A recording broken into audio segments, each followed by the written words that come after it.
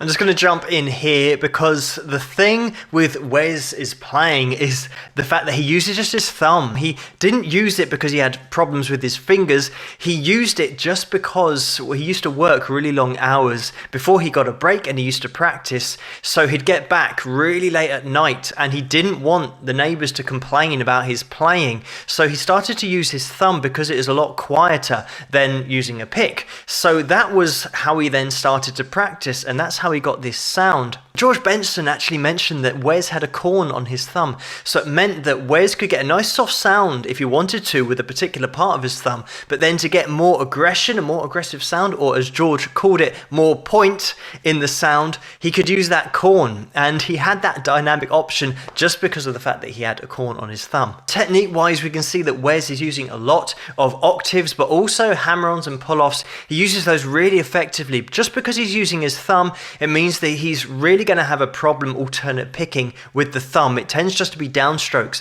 So for those faster passages, Wes will be using those hammer-ons and pull-offs, just giving one pick with the thumb or one downstroke with the thumb. It's a really nice, soft, soothing, relaxing sound that he gets with that thumb, but he still throws in slightly faster passages just to keep it interesting with those hammer-ons and pull-offs. Let's get into it a little bit more.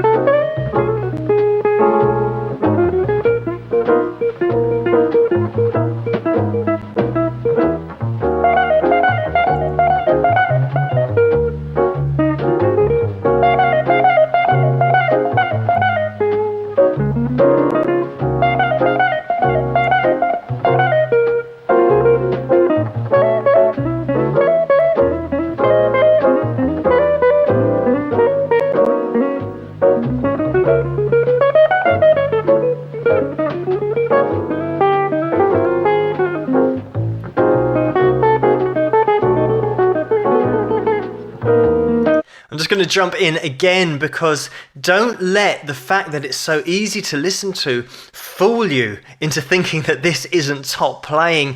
Wes, even just using his thumb, he gets actually a really impressive speed with some of the runs that he's throwing in there when he is actually picking the string all the time. Another thing that we've got in there are little sweeps that he did, kind of moving up the fretboard there. It's a shame we couldn't see that right hand because that thumb would have been raking across the strings, actually following that left hand. Another thing about Wes is the fact that he didn't really read music all that well. So he is memorizing all of these runs, all of these positions, and he could just remember so many really intricate runs.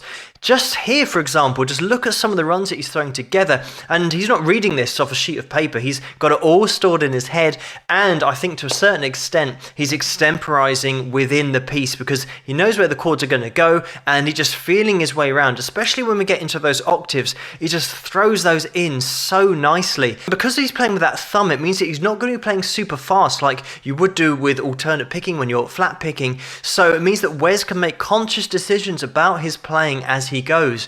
So he's really changing it up and just exploring different avenues, going into those octaves, then going back to the chords, but it's all conscious, and you really get the impression that it's conscious because it just sounds so relaxed and so well put together. That voice coming through the guitar is just like he is talking in a really relaxed way. Wes put everything into his music, and not only that, in order to play the music, he was working at 7 a.m. until 3 p.m.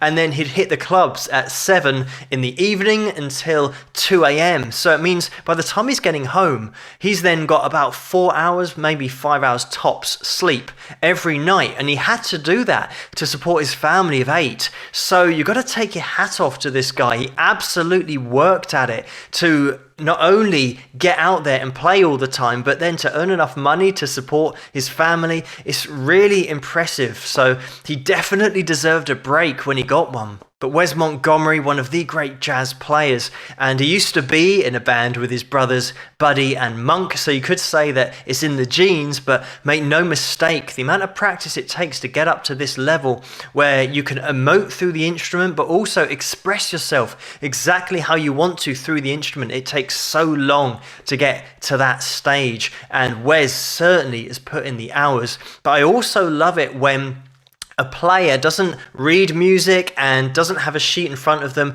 and they're playing slowly because it's more of a conscious decision. You start to hear what the player is actually thinking and where they're going with their playing. And so many top players are actually in that bracket where they don't read music. They very much just sing through their guitar and just take you on a journey literally as they're thinking. You know, it's instinctive the way that they play. I haven't got time to look at the whole video. It's just over 8 minutes long, so I'm going to put the link to this in the description below so you guys can check it out in full if you want to. But thank you so much for suggesting this one for me to take a look at. Keep those suggestions coming in the comments below. Let me know what you guys think, and if you like this video, please give it a thumbs up and subscribe, and I'll see you guys at the next one. Rock!